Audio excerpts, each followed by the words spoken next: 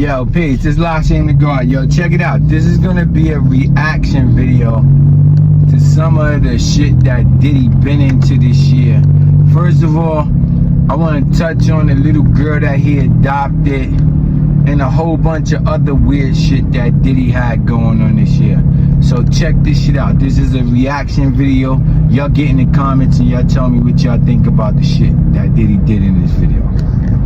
All the feds just dropped more information on Diddy's crimes, and this particular dump allegedly involves information on Diddy's adopted daughter, Ava Baloney. So the feds finally spilled the tea on Ava and what really happened when she disappeared from the scene. Now remember back in 2020 when Diddy was all over the place announcing Ava's adoption? Then out of nowhere she just vanished like she was never there.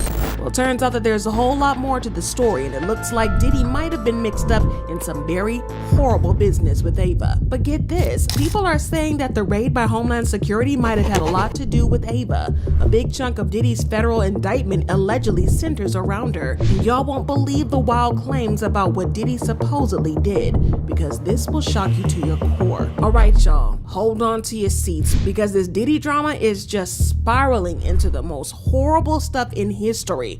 We've all seen the accusations piling up with Homeland Security raiding his properties over those trafficking allegations, and the feds eventually and got an indictment against him. But here's the plot twist. What happened to Diddy's adopted white daughter? Yeah, you probably forgot all about her. A couple of years ago, back in 2020, when all the C stuff was going down, right? Diddy made a big announcement about adopting her, and then, just like that, she vanished from the public eye. It's almost like she never existed in the first place. So while everyone was busy talking about his latest scandals, nobody's asking the real question: where is Ava? And let me tell you, things are only getting more suspicious, but it looks like the feds just cracked the case. Back then, we didn't think too much about it because it was a time when people were mostly just online, and we didn't have all the info that we do now about Diddy. Sure, there were whispers here and there, and mostly about him being on the DL, but that's his personal life. There's nothing illegal about wanting men. Now, at the time, it just seemed like he was having consensual relations with younger men, not boys, so no one really batted an eye. But y'all, with what we know about him now, y'all, it's enough to make your skin crawl. Every new lawsuit coming out just shows an even darker side of Diddy. But Cassie's lawsuit, it painted Diddy as a monster who mistreated her in every single way possible. Then you have Little Rod, who not only alleged that Diddy SA'd him, but also claimed he tried to pimp him out. You face alone this partial eclipse. They put a silence on your lips. They make you fear the day. Lil Rod alleges Diddy was, quote, grooming him to pass him off to his friends. This fear became reality when Mr. Combs introduced Mr. Jones to Cuba Gooding Jr. when they were on Mr. Combs' yacht. There's actually photos of their interaction together too, which are laid out in those court documents. In the first pic, you see Diddy and Cuba talking with Diddy's arms on Cuba's. In the next pic, Cuba has his arm around Lil Rod and is smirking. Court docs go on to state, quote, Cuba Gooding Jr. began touching, groping, and fondling Mr. Jones's legs, his inner thighs near his groin, the small of his back near his buttocks, and his shoulders. He rejected his advances, and Mr. Gooding Jr. did not stop. Now, this part of the video displays why Diddy might have a problem with those people, or why all his problem started with the people, because Diageo is a major liquor distillery, and then when Diddy tried to get his own vodka called De Leon or whatever, that's when his problems had. Now check this out.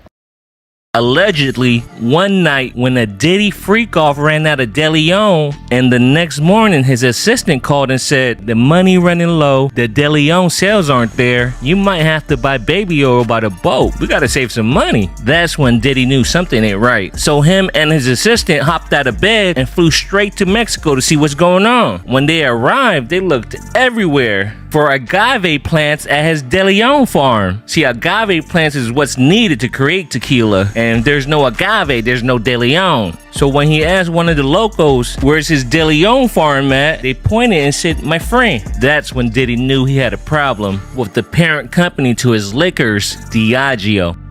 And this is just to tell you what the fight is about. They went down to Mexico, and when they got down there, they found out that there was 0 agave planted for DeLeon. So there was no plan for us to be successful. There was no equal treatment. The other brands, they had agave planted. They had no agave planted for me. And sometimes you have to go check even your partners to see what's really going on. And so when I saw that, I was like, nah.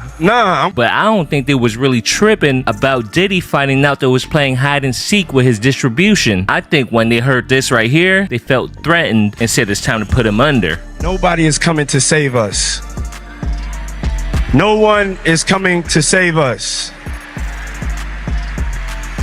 Out of all the business revenue in America, only 1% goes to black businesses. But then there's an accountability from us, because we have a $1.8 trillion buying power, and only 2% of that we circulate in our own communities. So we can't complain. We know what it is. It's time to change the tone. We have to unify our dollars, else nothing will change. We have to weaponize the almighty black dollar to save us, because we can't have these festivals and conventions, but then we leave here and we don't understand the power of our $1.8 trillion spending power that we only give 2% to ourselves. WAP 100 mentioned that Diddy has handlers, and this is all happening because Diddy keeps crossing them. But I was surprised when he says everybody in the industry has handlers, including himself, and he details how dark it can get if you cross him. Yo, y'all get in the comments and y'all tell me if y'all think that's the reason why Diddy's in jail now and headed for prison, some federal shit.